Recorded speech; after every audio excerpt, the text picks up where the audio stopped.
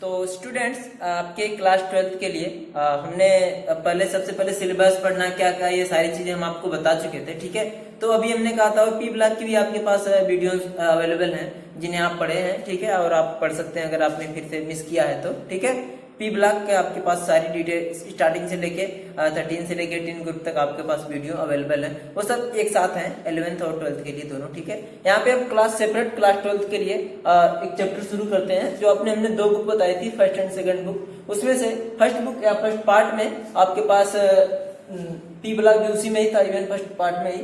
तो हम क्या करते हैं, उसके बाद वाला चैप्टर शुरू करते हैं D block elements, D and F block elements. ये हमारा चैप्टर है। ठीक है, नया चैप्टर। ठीक है, इसमें हम क्या क्या पढ़ना है ये चीजें अभी हम बता देते हैं तुरंत। ठीक है, क्या करना है, चैप्टर नया है, चैप्टर नेक्स्ट। ठीक है, जो भी नेक्स्ट है आप समझ जाएंगे।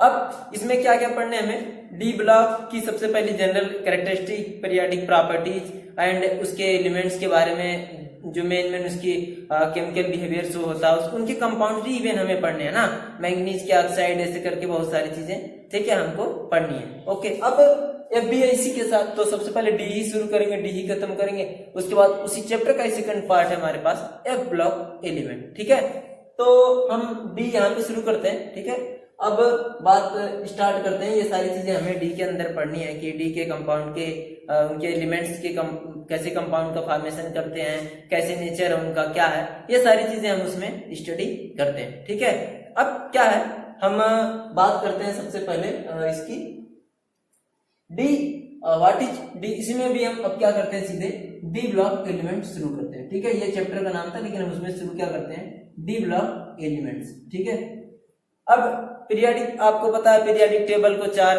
ब्लॉक्स में डिवाइड करा गया है, S P D and F. तो यहाँ पे डी के बारे में सीधे स्टडी करना तो सीधे डी पे आ जाते हैं, no s no p no f. ठीक है, यहाँ पे डी के बारे में ओनली डिस्कशन या ओनली अबाउट डी।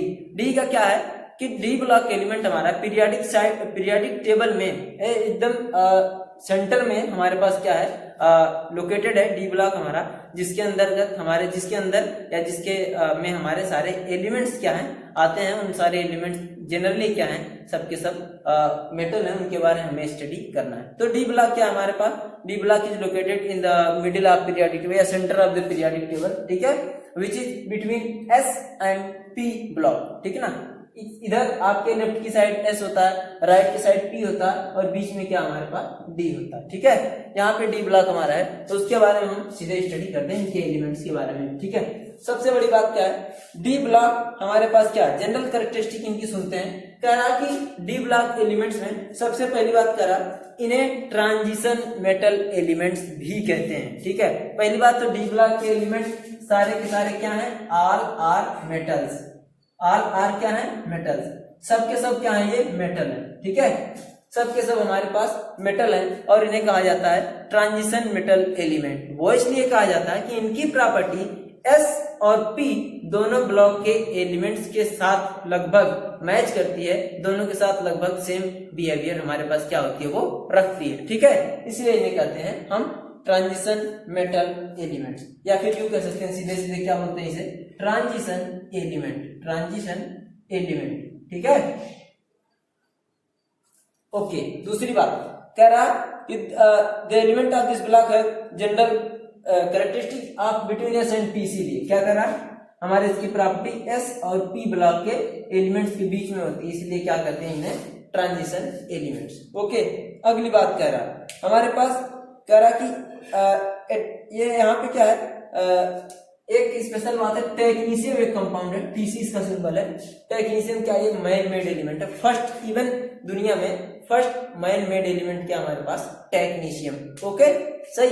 अगली बात कह रहा कि, और एक बात और, ये तो डी ब्लॉक है, और दूसरी बात कह रहा कि डी ब्लॉक में हमारे क्या कह रहा कि एटॉमिक रेडाई डिक्रीज होती है, इंक्रीज छोड़ी। ये कह रहा कि इसमें ऑक्सीडेशन स्टेट बहुत ही ज्यादा शो करते हैं, ये oxidation state maximum oxidation state show करते हैं, जिसमें क्या कर रहा 8 ऑक्सीडेशन स्टेट तक भी शो कर सकते हैं, +8 ऑक्सीडेशन स्टेट शो कर सकते हैं। केवल डी ब्लॉक के एलिमेंट्स में जनरल होता है। ऑस्मियम है हमारा एक कंपाउंड जो जिसकी सबसे हाई डेंसिटी है, दुनिया में हाईएस्ट डेंसिटी वाला मेटल है हमारे पास। ठीक है, ऑस्मियम। ठीक है, ये ऑस्मियम क्या करता है, ओएस इसका सिंबल होता है, ये हमारे पास +8 ऑक्सीडेशन स्टेट रखता है। ठीक है, ये बात हुई जनरल बात। और क्या कह रहा कि इसमें बहुत सारे मेटल हैं, जो सबके सब मेटल हैं, इसमें वो सबके सब हाईली रिएक्टिव भी होते हैं, इसलिए इन डी ब्लॉक के मेटल्स के कंपाउंड हमें बहुत सारे अवेलेबल हैं, बहुत सारे हमें क्या होते हैं, मिलते हैं। ठीक है, और अगली बात, चलिए आगे सुनते हैं। करा फिर डी ब्लॉक कहते ही नहीं क्यों है, ये तो बताने की बात नहीं भाई साहब, 12th के हो गए, बहुत सारी बातें हमने बता चुकी है कि जब हम इनका इलेक्ट्रॉनिक कॉन्फ़िगरेशन करते हैं SPDF, इसके हिसाब से जब हम करते हैं तो इनका जो लास्ट इलेक्ट्रॉन होता है इलेक्ट्रॉनिक कॉन्फ़िगरेशन करते समय 1s 2s 2p 3s 3p 4s 3d, उसमें क्या है, इनका लास्ट इलेक्ट्रॉन क्या करता है, हमारा एंटर करता है डी सब सेल में, जिस कारण से इन्हें डी ब्लॉक एलिमेंट्स कहा जाता है, इन्हें एक सेपरेट डी ब्लॉक में रखा गया है। ठीक है, पर्टिकुलर। ओके, अब आइए इस पूरे डी ब्लॉक के ही बारे में कहते हैं कि डी ब्लॉक डिवाइडेड इनटू 4, यूं कह सकते हैं कि 4 पार्ट में यूं कह सकते हैं माना है। ठीक है, जिन्हें हम क्या कहते हैं, फर्स्ट ट्रांजिशन एलिमेंट, ठीक है, first transition series, second transition series, third transition series और फोर्थ ट्रांजिशन सीरीज। वो क्यों, क्योंकि ये क्या है, इसमें 4 पीरियड में जनरली आते हैं, इसमें क्या है 4 पीरियड आते हैं। ठीक है, थर्ड पीरियड से शुरू होता है डी ब्लॉक हमारा, स्टार्ट होता है किससे, स्टार्ट विथ किससे, थर्ड पीरियड। ठीक है, सही। और इसमें ग्रुप क्या है, 10 ग्रुप इसमें इन्वॉल्व होते हैं। ठीक है, 10 ग्रुप हमारे पास, 13 14 ऐसे करके हमारे 13 कह रहे हैं। ठीक है, हमारे पास 3 4 5 6 7 8 9 12। ठीक है, हमारे पास 3 to 12 हमारे पास 10 ग्रुप यहाँ पे डी ब्लॉक में होते हैं। सही है, ओके।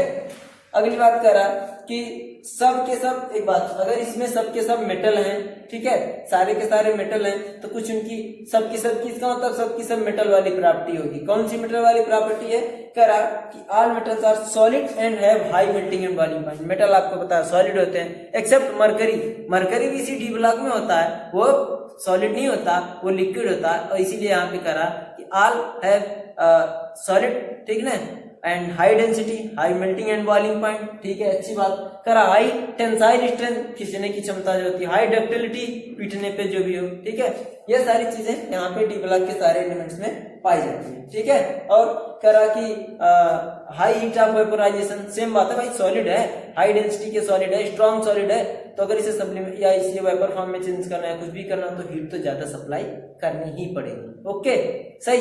अगली बात कह रहा इनके अंदर high thermal and electrical conductivity भी होती है। आपको पता है मेटल ही ऐसा है जिसमें थर्मल और इलेक्ट्रिकल कंडक्टिविटी होती है। वो क्यों, आपको पता है, जितने सारे वायर लगाए जाते हैं, अगर प्योर मेटल के लगाए जाते हैं तो वो हमें बढ़िया सर्विस अवेलेबल कराते हैं। जैसे आप यूं देख लें, कापर लगाते हैं इधर तार में, एल्यूमिनियम लगाते हैं, बोलते हैं अच्छा नहीं है, कापर लगाओ बहुत अच्छा। क्यों, वो इसीलिए होता है क्योंकि जितना अच्छा उसकी कंडक्टिविटी होगी, जितना अच्छा उसका, जितनी देर तक वो अच्छा रह सकेगा, डिकम्पोज ना होएगा, उसको हम क्या कहेंगे, वो अच्छा सर्विस दे रहा। ठीक है, ओके।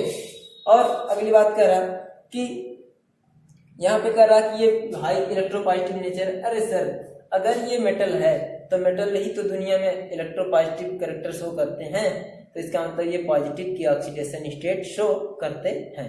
ठीक है, इतनी बात। अगली बात आगे करा, they have very good tendency to form complex. ये कॉम्प्लेक्स बनाने की भी एक बढ़िया टेंडेंसी रखते हैं। कॉम्प्लेक्स क्या होता है, हमने आपको बोला था, कॉम्प्लेक्स में जनरली कोऑर्डिनेट बॉन्ड होता है, एक लिगेंड की तरह काम करता है, मतलब एक इलेक्ट्रॉन लेने का काम करता है, अगला वाला इलेक्ट्रॉन देने का काम करता है। इलेक्ट्रॉन लेने देने से कोऑर्डिनेट बॉन्ड के थ्रू एक दूसरे के साथ कॉम्बिनेशन हो जाता है, जिसे हम क्या बोलते हैं, हम एक कॉम्प्लेक्स का फॉर्मेशन, यू कहते हैं कि कॉम्प्लेक्स का फॉर्मेशन होता है। ठीक है, ठीक, आगे बढ़ते हैं। आगे के लिए कह रहा कि the compound are generally paramagnetic in nature. कह रहा कंपाउंड जनरली पैरामैग्नेटिक होते हैं। डाया और पैरामैग्नेटिक क्या होते हैं आपको बता दिया गया है, फिर से मैं बता देता हूँ कि जिनके इलेक्ट्रॉन को जिनके मैग्नेट को अपनी तरफ अट्रैक्ट करने की पावर रखते हैं या अपने अट्रैक्ट करने का नेचर रखते हैं, उन्हें हम पैरामैग्नेटिक सब्सटेंस कहते हैं। और वो सब्सटेंसेस या वो एटम्स, एलिमेंट्स, कंपाउंड, जो भी कंपाउंड्स या वो मैग्नेट को अपने से दूर पुश करते हैं या अपनी तरफ अट्रैक्शन या रिपल्सन शो करते हैं, उनको हम क्या कहते हैं, डायामैग्नेटिक सब्सटेंसेस। ओके, और ये डायामैग्नेटिक और पैरामैग्नेटिक किस बात से बनते हैं कि जिसके अंदर इलेक्ट्रॉन अनपेयर्ड होता है वो पैरामैग्नेटिक होता है, और जिनके अंदर इलेक्ट्रॉन पेयर्ड होते हैं वो डायामैग्नेटिक। पेयर और अनपेयर देखते कहाँ से, जो हम मान S2 यस में जा रहा है कि P में जा रहा है कि D में जा रहा है, ये सारी बातें जो हम देखते हैं उनमें अगर अनपेयर्ड इलेक्ट्रॉन मिले ना, D का, ये P का, ये S का, ये D का, इनमें अगर अनपेयर्ड इलेक्ट्रॉन मिले तो वो क्या करेगा, हमको पैरामैग्नेटिक बिहेवियर शो करेगा। ठीक है, मतलब वो क्या करेगा, अट्रैक्ट करेगा मैग्नेट को या फिर अपने टाइप के सब्सटेंस को अपनी तरफ। ठीक है, तो वो हमारा डाया और पैरामैग्नेटिक बातें हुई ये। ठीक है, सही समझ में आई बातें, नहीं आई? ठीक, ओके। अब कह रहा अगली बात, करा कि दे फॉर्म कलर्ड कंपाउंड। ठीक ना, कह रहा है ये लोग क्या करते हैं, कलर्ड कंपाउंड का फॉर्मेशन करते हैं। कलर्ड कंपाउंड ये जो हमने अभी कॉम्प्लेक्स बताया ना कि लोन पेयर देने लेने के साथ बने कॉम्बिनेशन, तो यहाँ पे क्या वो कलर्ड कंपाउंड का फॉर्मेशन। ये कंपाउंड जनरली क्या होते हैं, कलर, कोई पिंक, आपको KMnO4 पता होगा, लाल दवा, पोटेशियम परमैंगनेट कलर्ड होता है। ठीक है, आयरन के कंपाउंड ढेर सारे कलर्ड होते हैं। ठीक है, निकिल के कंपाउंड होते हैं, क्रोमियम के कंपाउंड होते हैं। ठीक है, बहुत सारे कंपाउंड के डिफरेंट हमारे पास कलर ऑब्टेंड होते हैं जो हमें दिखते हैं आसानी से। सही, अगली बात कह रहा कि they can form alloy and interstitial compound. Alloy का होती है, आपको पता है, दो या दो से ज्यादा मेटल्स को आपस में सॉलिड फॉर्म में आपस में मिला दें, उसके साथ एक थर्ड कंपाउंड का फॉर्मेशन करें, या यूं कह सकते हैं थर्ड सब्सटेंस का फॉर्मेशन करें जो एक अलग प्रॉपर्टी रखे, न उनके जैसी न उनके जैसी, दोनों जनों को मिला के जो तीसरा प्रॉपर्टी शो करे उसे हम क्या बोलेंगे, एलॉय। ठीक है, जिसे हम बोलते हैं मिश्र धातु हिंदी में। ठीक है, सही, ओके। और इंटरस्टिशियल कंपाउंड क्या कर रहा है, जैसे क्या है, एक तरह के सारे एटम्स हो। ठीक है, आयरन है तो आयरन आयरन आयरन, सॉलिड का ऐसे स्ट्रक्चर आप पढ़े होंगे बचपन में ना, ठीक, ऐसे पढ़े होंगे, सॉलिड। ये सॉलिड होने के बाद भी कह रहा बीच में कभी कभी एक नया एक्स्ट्रा एलिमेंट आ जाता है, छोटा सा। ठीक है, क्योंकि सॉलिड होने के कारण से उनके बीच थोड़ा सा अवेलेबल स्पेस होता है। ठीक है, उन्हीं अवेलेबल स्पेसेस में ये आके फिट हो जाएं और इन्हें क्या कहा जाता है, इंटरस्टिशियल कंपाउंड। ठीक है, सही। तो ये लोग इंटरस्टिशियल कंपाउंड का भी फॉर्मेशन करते हैं। तो ये जो होते हैं छोटे, ये इनके कंपेरिजन में कोई छोटा एलिमेंट या कोई छोटा सब्सटेंस होता है जो उसके अंदर क्या होता है, आके फिट हो जाता है, और कहते हैं कि हम वो डिटेल इसकी स्टडी आगे मिलेगी। अभी जनरल बातें हैं तो उनके साथ एक साथ आपको यहाँ पे एक्सप्लेन कर दिया जा रहा है। ठीक है, अगली बात कर रहा कि they have good catalytic property. आपको पता होनी चाहिए कैटालिटिक प्रॉपर्टी क्या होती है। कैटालिटिक मतलब कैटलिस्ट का मतलब कि रिएक्शन में इनको लगाने पे ये रिएक्शन के रेट को एनहांस या डिक्रीज कर देते हैं। यूं कह सकते हैं इनकी रिएक्शंस के रेट को या तो बढ़ा देते हैं या उनकी रेट को क्या करते हैं, घटा देते हैं। वो घटाना बढ़ाना इस बात पे डिपेंड करता है कि हमें आपको किस बात की जरूरत है। अगर बढ़ाने की जरूरत है तो बढ़ाने वाला सप्लाई करेंगे आप, अगर डिक्रीज करना है तो आप घटाने वाला लगाएंगे। ये सारी बातें हमारे डी ब्लॉक के एलिमेंट्स की है। ठीक है, सही। तो अब ये बातें होगी, और कह रहा कि इनका इलेक्ट्रॉनिक कॉन्फ़िगरेशन एक स्पेशल टाइप का होता है। इनके इलेक्ट्रॉनिक कॉन्फ़िगरेशन में क्या है, टू सेल्स क्या होती हैं, रिमेन क्या फुल्ली फिल्ड नहीं होती, टू सेल्स आर इनकम्प्लीट। ठीक ना, दो सेल हमारे पास क्या होती हैं, इनकम्प्लीट होती हैं। वो क्यों, क्योंकि इनका जनरल इलेक्ट्रॉनिक कॉन्फ़िगरेशन, ठीक है, ऐसे होता है NS2, ठीक ना, NS2 और N-1 D 1 से लेके 10 तक। क्या समझे, जब हम इलेक्ट्रॉनिक कॉन्फ़िगरेशन करेंगे 1s2 2s2 2p6 3s2 3p6, तो ये जो सा वाला भी आएगा S, और ये वाला S जनरली शुरू किससे होता है, 4 से। ठीक है ना, क्योंकि अगर यहाँ पे N3 से शुरू हो जाएगा तो N-1 2 हो जाएगा, इसमें तो 2D। और आपको पता है सेकंड सेल में तो D होता ही नहीं, बहुत पहले से बताते आ रहे हैं ना। ठीक, तो इसका मतलब N4 से शुरू होता है, और ये हमने कहा भी था कि ये थर्ड पीरियड से शुरू होता है। तो यहाँ पे क्या हो रहा है, D थर्ड में ही होता है। इसका मतलब इसका सबसे जो छोटा वाला होगा यहाँ पे N, सबसे कम 4 होगा, तो वो 4s।